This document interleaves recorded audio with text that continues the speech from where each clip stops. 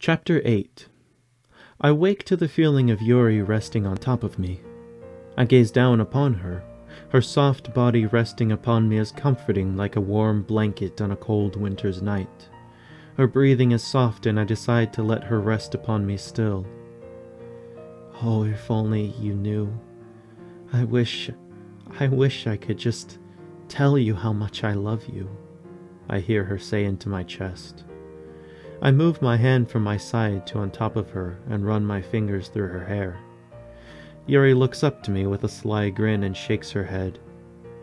Oh, Sawyer, you really should go back to sleep, you know, she says. You were not meant to wake up this early. You should have been knocked out for much longer. I think I'm in love with you, Yuri, I say to her. Oh, she asks. Well, let us see how you feel when you wake up, she replies as she kisses me on the forehead. But for now, I'm going to put you back to bed, okay? She kisses me softly at first before letting a bitter-tasting fluid out into my mouth. My first instincts are to spit it out, but as she continues to kiss me, I swallow instead. She pushes her tongue into my mouth to be sure that I have in fact swallowed the foul liquid. We kiss for some time before she pulls away, her eyes narrowing and pupils becoming smaller. Oh God, what was that? I ask her as I lick the roof of my mouth. Some more of my medicine. It should put you back to sleep. Now, rest easy, darling. I open my eyes to the dark room, which is my own.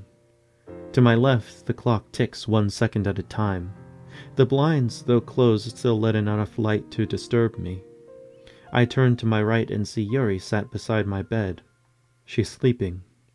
Her hair looks somewhat messy. God, is she so beautiful. She slumped over with her head and torso on my bed, fallen asleep now near my pillow. I laugh a bit to myself as I recount the dream past, as if she would ever do such a thing. But perhaps she could love me. Did I want that?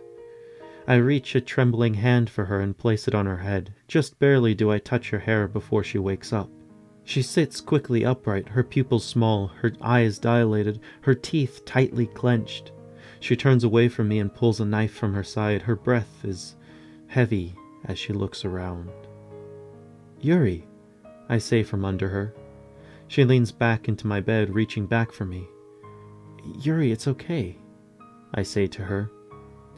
I take her trembling hand in mine, and as I do so, I feel my hand totally relax for once.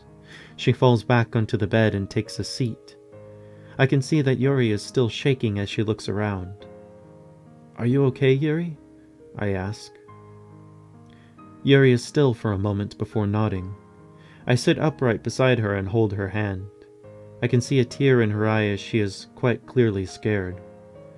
I take her hand in mine and hold it for a while. She calms down after some time and rests her head on my shoulder. How did you sleep, Sawyer? I slept fine, I think, I reply. Good. I called you in sick this morning. Myself too. Were your dreams good to you? She asks. I think about it for a moment. Why do you ask? No reason, she giggles. You were just talking in your sleep. You seemed a bit nervous, so I stayed by your bedside last night. You did? I ask. Yes, through most all of the night, she states. I did fall asleep, but still, I thought that maybe it might help to have somebody sitting beside you. I don't know if you believe so, but I think sometimes bad spirits may roam around at night. And in such cases, having somebody to watch over you might help. Surely. I thought about what she said for a moment. Perhaps they do, but I've felt bad presences at times before. Especially with certain people. Never with you, of course, but to answer your question, your original question, I did have quite a nice dream last night. That's good, she says. Would you like some breakfast?